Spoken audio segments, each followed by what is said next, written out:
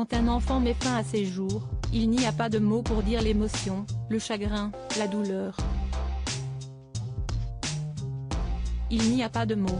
Qu'est-ce que vous voulez que je vous dise ?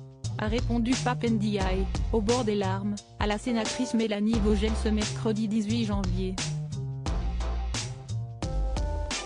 L'écologiste venait de lui rappeler qu'il avait seulement 13 ans et toute une vie devant lui, pourtant le 7 janvier dernier Lucas s'est donné la mort. Pourquoi en 2023 en France un gamin homosexuel en arrive-t-il à se suicider ? A-t-elle demandé au ministre de l'Éducation nationale.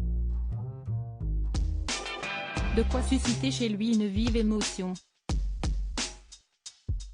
J'adresse mes pensées les plus émues à ses parents, à ses proches, à ses amis, a d'abord déclaré Pape Ndiaye dans une voix laissant poindre les sanglots. Ce drame montre à quel point la lutte contre le harcèlement scolaire, la lutte contre l'homophobie parce que l'homophobie tue, oui, doit demeurer une priorité du gouvernement, a-t-il ajouté, avant de rappeler que l'orientation sexuelle est souvent un point d'appui des auteurs de harcèlement. En matière d'homophobie et d'égalité entre les femmes et les hommes, la prévention passe en particulier par l'éducation à la sexualité. Si est pour cela que dès septembre dernier, j'ai pris des mesures pour rendre effectifs ces enseignements qui, admettons-le, ne sont pas correctement assurés aujourd'hui, a reconnu Pape Ndiaye au Sénat. En septembre dernier, la famille de Lucas avait alerté l'Éducation nationale des moqueries dont il était victime, mais il n'y avait pas eu de dépôt de plainte.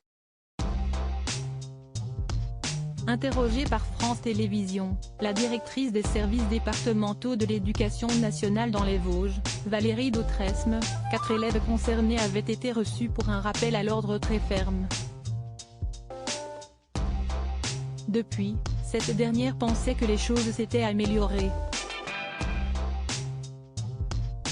L'établissement de Lucas faisait pourtant partie du dispositif phare, destiné à prévenir et lutter contre le harcèlement scolaire dans les écoles et les collèges.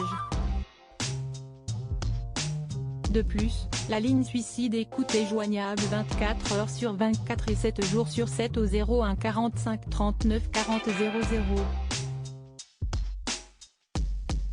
Mais cela n'a pas permis de sauver Lucas.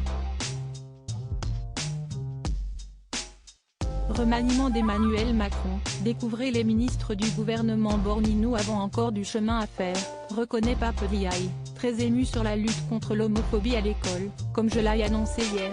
J'ai décidé que dans chaque académie devaient être généralisés dans les prochaines semaines, des groupes de sensibilisation, de prévention et d'action contre les LGBT-phobies, et je vais suivre cela personnellement, a assuré le ministre de l'Éducation, promettant de faire changer les représentations. Car la sénatrice Mélanie Vogel estime aussi qu'il y a une responsabilité des politiques qui ont véhiculé des positions homophobes. Nous avons encore du chemin à faire.